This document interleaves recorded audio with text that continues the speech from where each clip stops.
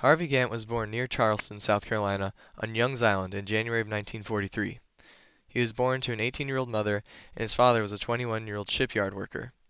When Gantt was an infant, his family moved off the island to Charleston, where they lived in public housing. When Gantt was 4 years old, his family moved out of public housing and into the center of Charleston in their own house built by his father. This house sparked his initial interest in becoming an architect. From early on in Gantt's academic career, he was successful and even somewhat of an overachiever. After kindergarten, Gantt skipped first grade and went straight to second. Throughout middle and high school, Gantt had a few jobs. His first was a paperboy for the Afro-American newspaper. After that job, he worked as a delivery boy for a drugstore and then at a supermarket before graduating high school. On top of this, Gantt was also a youth member of the NAACP. It was during his high school career that Gantt became sure of his dream to become an architect. The only matter left to consider was what school he would attend for an education in architectural design. Gantt was considering institutions like Clemson University, Howard University, Tuskegee University, Iowa State University, and more. At the time, Clemson was an all-white university. Gantt, recognizing the relative difficulty of being accepted into such an institution, instead enrolled in Iowa State University upon his graduation from Burke High School. In 1954, the Supreme Court of the United States ruled against the separate but equal doctrine in learning institutions. During the 50s and 60s, schools across the South were being forced to integrate. Many schools were worried that staunch segregationists would protest in response to the desegregation of universities. They were right to worry, as just 6 months before Harvey Gantt was accepted into Clemson University, the Ole Miss riot led to 2 deaths and 300 injuries over the enrollment of James Meredith, a black student. As of 1961, Gantt was still attending Iowa State University. He and another student, Timothy Flood, had been actively seeking correspondence from Clemson University about attending in the 1961-62 school year. Gantt and Flood were both graduates from Burke High School in Charleston, South Carolina. For both of them, it was a dream to attend Clemson. Unfortunately, the university found ways to reject and ignore applications and requests over and over. Clemson admissions sought to justify their repeated denials by hypothesizing, without proof, that Gantt's Iowa State performance records were artificially inflated. Kenneth Vickery, the Clemson Director of Admissions who had maintained contact with Gantt and Flood throughout their application processes, had been giving workaround answers and ignoring letters and correspondence from the prospective students. In fact, he repeatedly ignored Gantt's request for a personal interview, a requirement for admission which he was never allowed to schedule, despite making himself readily available over and over. It was at this point that Flood dropped his interest in attending the university. In July of 1962, Gantt filed a legal complaint against the university, on the basis that the university had been preventing him from enrolling on a racial consideration. The initial court appearances in Gantt's case for acceptance were inconclusive, and merely served to discuss the situation of his application and rejection. After these initial meetings, Gantt's trial was scheduled for November 19, 1962.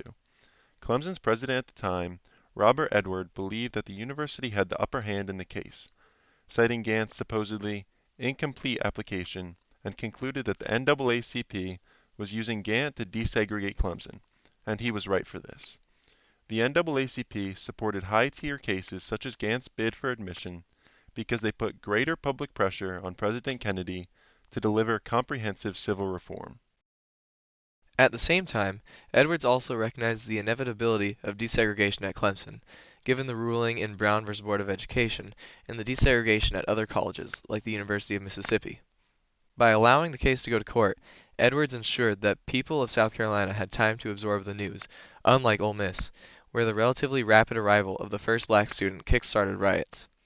With the memory of the Ole Miss riot fresh in the minds of the people, Edwards' primary goal, regardless of the outcome of this case, was to induce integration with dignity.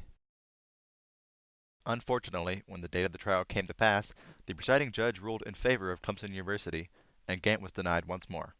However, Gantt's attorney appealed this ruling to the U.S. Court of Appeals for the Fourth Judicial Circuit on January 4, 1963. The case was argued before the court 5 days later, and the court reversed the previous decision 1 week after that, on January 16th. And so the previous judge issued an order to Clemson to admit Gantt to the university and to cover his litigation costs. On January 28, 1963, Gantt arrived on Clemson's campus to a crowd of over 200 reporters and walked his way through the masses to register for his classes. Thus, Clemson had been integrated with dignity. Harvey Gantt graduated Clemson in 1963 with an architecture degree. After this, he went on to pursue a master's degree in city planning from MIT. When he graduated, he was offered a job at an architectural firm in Charlotte, North Carolina.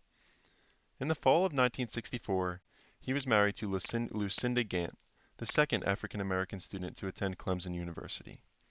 In 1970, Gantt was hired by civil rights activist Floyd B. McKissick to design an experimental interracial development in eastern North Carolina. This project greatly increased Gantt's interest in politics. After completing this project, he returned to Charlotte, where he formed his own architectural firm with Jeffrey Hooverman. Together they worked on projects such as the Charlotte Transportation Center, the First Ward Recreation Center, and Transamerica Square. Gantt's political career began in 1974 when he became a member of Charlotte City Council. Gantt served on the council until 1983 when he decided to run for mayor. As a Democratic candidate, he won the election and became the first and only African American mayor that Charlotte has ever had. He served 2 terms as the mayor of Charlotte until his aspirations grew even larger. In 1990, Gantt decided to run for U.S. Senate. However, he was defeated by the Republican candidate Jesse Helms. Helms was the incumbent senator who had held the seat for 17 years before Gantt challenged him. Although Gantt did not win, he was still able to win 47% of the vote. He ran for Senate again in 1996 and again narrowly lost. After this, he retired from politics and returned to his career in architecture. In 1984, the NAACP created the Harvey Gantt Triumph Award, which is given to an individual who makes lasting contributions to civil and human rights. In 2006, he was awarded the Lifetime Achievement Award from Leadership Charlotte. He now stays relatively active in politics and resides with his wife in Charlotte, North Carolina.